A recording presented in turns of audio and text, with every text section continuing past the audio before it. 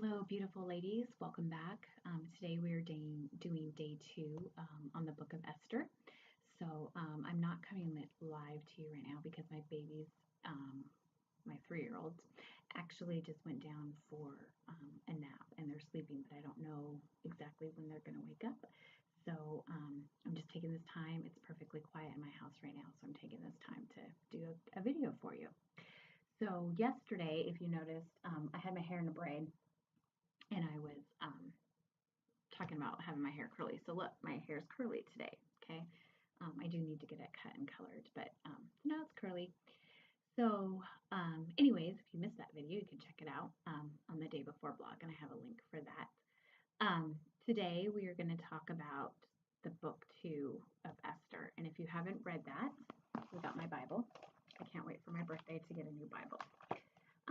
However, I just feel that this shows I actually read my Bible a lot. So, anyways, I am not going to read it to you because it kind of makes me feel awkward, to tell you the truth. I'm going to really, really try not to say the word because I know it's annoying. So, anyways, the book, chapter 2 of the book of Esther introduces Esther. This is where we meet Esther. So the main part of this chapter really is talking about her preparing to meet with the king and how she found favor with everyone around her, and talking about beauty treatments. And I think in one of my other blogs, I'm more focused on the beauty treatment and how that applies to our life of, you know, doing self-care, self-love, working out, eating healthy. So today I'm going to take the other side of what I believe chapter 2 is talking about. Briefly, I think one of the reasons why they went through an entire year, I'll just give you a recap. The king ordered all the beautiful young virgins of the land to come and become the queen so he could choose. So they were already young, they're already beautiful. However, they had to go through an entire year of beauty treatments. Okay, number one reason for that, I think, is because they lived in the hot, sweaty, sticky desert. They could have possibly been dirty and smelly. Beautiful, but dirty and smelly. But if you look at that from like a biblical, like, okay, from God, like, how does that apply to us today? How can God use that in our lives today? You have to wait an entire year sometimes you do have to wait on God. I'm not going to say that you don't. Like, there are times where you don't have, things outside of your control that you have no control over, and you do have to wait on God. Okay, so, instead of looking at that as a negative thing, take that time to make it be a positive, like turn it into a positive and turn it into something that you actually want. What outcome do you want?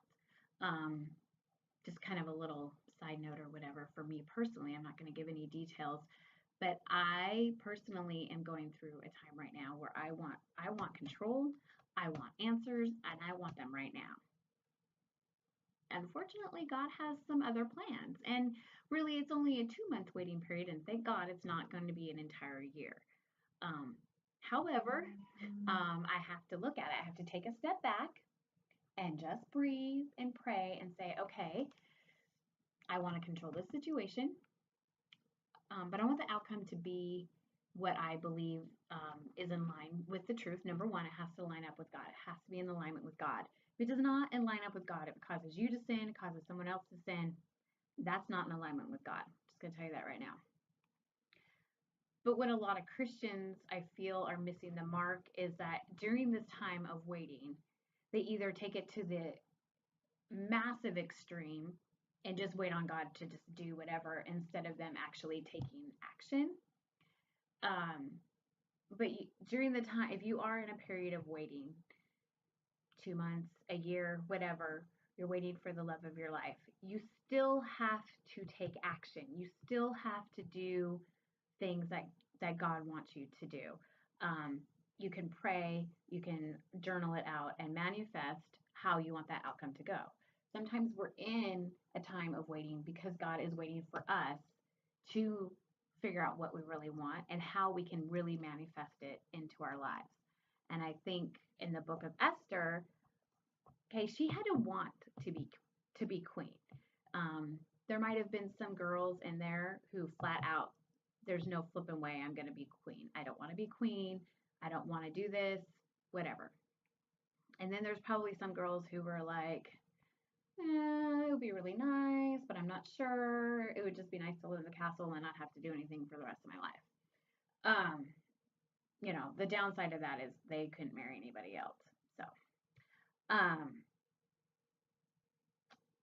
but for Esther, sorry, I lost my train of thought. Whatever. The book of Esther, she she knew what she wanted. So she took that time. She took the um, the 12 months. It says that she won favor. So that means she was consciously thinking about how can I improve my odds of becoming queen? How can I, she prayed, she did her own manifestation, whether, because it doesn't really say, I don't know if she could read and write, but she did it in her mind of, okay, I can get more beauty treatments. This guy, Haggard, it's not Heyman, it's Haggard. I don't know how to say his name. I'm probably totally pronouncing it wrong. But anyway, so she found favor with him. So he gave her extra beauty treatments. He gave her the best food, the best beauty treatments that she could have. So she wanted that. She wanted to be queen. Now she didn't know that she was actually going to save entire people. God knew she was going to become queen. So her desire, he placed that desire in her heart to do the best that she can, to manifest the fact that she was going to become queen. Now, sometimes God puts stuff in our heart and we're not exactly sure why we want, like, our hearts changing, but we know that God is going to do something awesome and amazing in our life because we can't know everything. Believe me, I wish we could. So, anyways, so that's the thing I guess we want to talk about today because, okay, let's go. Esther went one favor with everybody that she met. So she knew how to read people, she knew how to read their body language, she knew how to respond to them, she knew how to do all that. So she got extra favors. And then when she went to go be with the king, this is another thing. She asked, okay, so what does the king like? Okay, that's a very key significant when you're looking for somebody to spend the rest of your life with, okay? Now, women tend to not really think about that favorably. Like, oh, the man should care about, what's on the of my heart and looks don't matter and yada, yada, yada. Okay, that's not how God designed men. Okay, it's just not. Okay, so if there is a man that you like, whether he can be in your mind or he can be a real man that you would like to be with, you need to figure out what he likes, not necessarily to change yourself, but to just present yourself in a way he likes. Like, what's his favorite color? You can wear that shirt. I mean, because we love color. Women love color. We love to dress up. If he has a favorite color that he likes, however, if that color does not look good on you, now that I say that, don't wear it. Because I'll tell you the truth, my husband loves yellow, and he's tried me like several times to ask me to wear something yellow. And I'm like, honey, that color doesn't look good on me. It just doesn't. But I wear other stuff that he likes. So, but the perfume that he likes or the clothes that he likes, your hair the way he likes, like if he wants long hair, short hair. Like if you're cool with that and you're like, okay, yeah, I'm gonna wear makeup, I'm gonna do my hair, I want to look sexy for my husband, the man that I want. Okay? So that you're manifesting what you want and at the same time. And you have to, there's a fine line. Do not ever just go out and change yourself just for a man. Okay? It has to be in alignment with you, and it has to be in alignment with God, and it has to be in alignment with the man. You have all three of those, the trio, then you're good. Then you'll manifest what you want. And I think that that's another step that's missed on the book of Esther. Like, you just have to dig deeper and read um, exactly what they're doing and exactly what's going on. So so anyway, so I guess that's my thing I don't know if that really got to the point or not, but my point, we'll just recap real quick. My point of this is sometimes you have to wait on God, and God's going to allow you to be in a time of waiting, but you can't stay there forever. Okay. And if it's not coming as fast as you want, or you don't think it's ever going to happen, then that's on you. Because if it's in alignment with God and it's not going to cause you to sin, then yes, God's going to give you the desire of your heart and you can totally manifest it.